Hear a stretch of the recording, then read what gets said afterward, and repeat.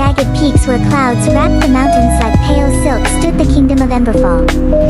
Its towers were carved from dark stone and its banners shone in crimson and gold.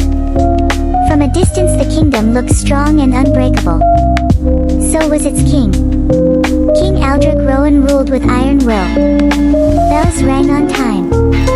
Laws were followed.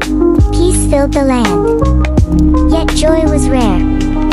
People said Emberfall slept peacefully but without dreams.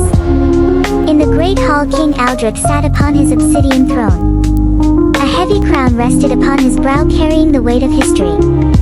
His eyes missed nothing. He believed mercy weakened order. The king's only child, Princess Elowen, grew up surrounded by beauty yet felt deeply alone. She often escaped music lessons and royal gatherings. She wandered into forgotten wings of the palace where dust softened every step and time seemed to pause. Beneath the western tower behind a door no servant opened anymore lay the forgotten archive. Candlelight danced over cracked shelves and ancient pages.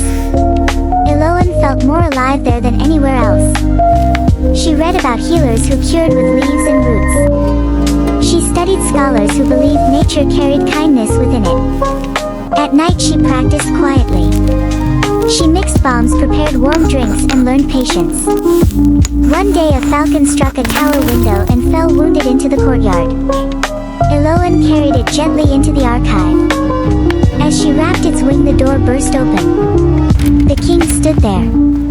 His shadow filled the room. Enough, he thundered. This is not your path. The bowl shattered on the stone. The falcon flew away.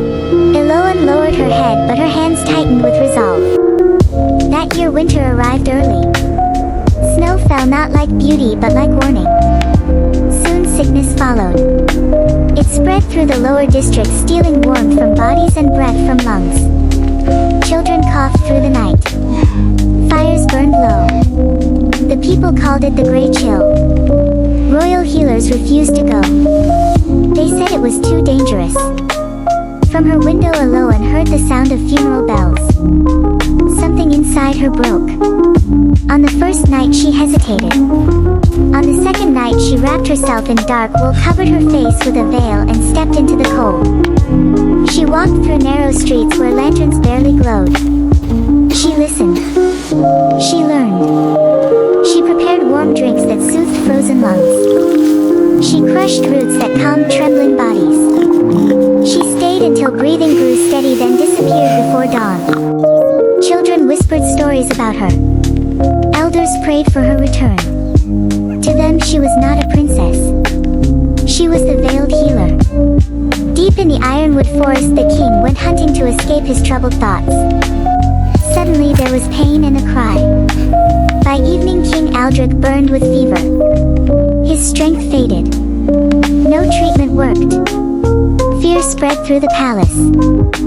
Send for the healer, the queen whispered. Hope traveled faster than doubt. She arrived as she always did, silent and veiled. The guards stepped aside.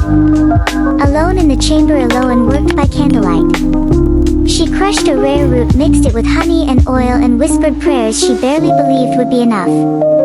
She stayed through the night. At dawn the king breathed deeply.